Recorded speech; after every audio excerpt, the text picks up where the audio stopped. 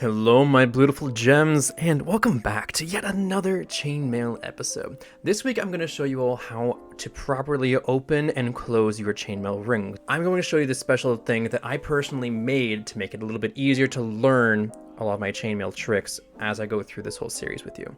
These I would call trainer rings, and I actually have these up selling on eBay and Etsy if you would like to buy a pair from me. And the purpose of this video, the purpose of using these training rings right now, I'm going to show you how I properly close rings. You want your rings to be nice and tight so that they don't catch any hair, catch any clothing, or tear anything else. To close a chain, as you can see, I'm constantly just grabbing both sides of the chain right next to the opening. I am pushing one side over, and then I go a little bit beyond, and then I come back and back and back, and then I go a little bit over. And you're kind of just wiggling the opening back and forth until it gets a nice tight seal. So as you can see again, I'm gonna push over, and then readjust. You want your rings to be nice and tight because that is the sign of professionalism, because that is what we are all about here with Blue Chains. We are about professionalism. As you see, I'm going over and then back. You're adding a little bit less pressure every time you move.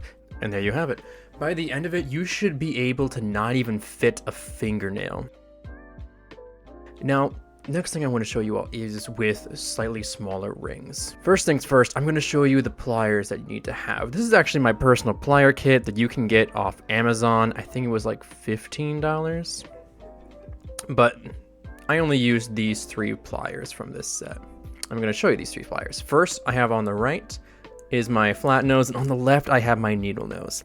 Nom nom. They like to go nom noms. These chains that I'm working with right now, these rings are aluminum, 16 gauge, and 3/8 of an inch. It is some of the largest and easiest rings to work with. When you're weaving chains together, you want one of the pliers to be your main grip, and your other one is going to be doing the majority of the tension and rotation to close these rings. After I weave the rings together, I'm going to hold it with one side, and I'm going to close it with the other.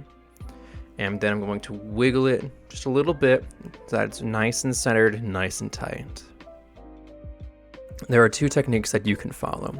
You can choose to have your pliers facing inwards towards each other, so it's practically like a horizontal line all the way across like this, and work it across, work it together.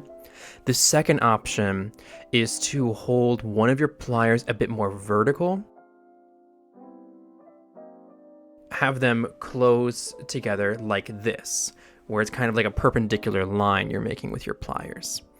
It's going to be up to you to decide what's best for you. These are just the 2 best ways, 2 most common ways to close your rings when you're working with 2 flatheads. I personally like having an angled plier along with either my flat or needle nose. I like having my angled plier in my left hand and my flat or needle nose in my right.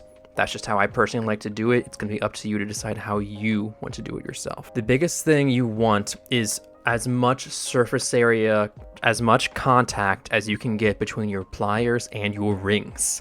The more surface area, the more grip, the more control, the more leverage you have in closing your rings. That's why I like using these angled pliers, because you get more of that surface area to help close your rings.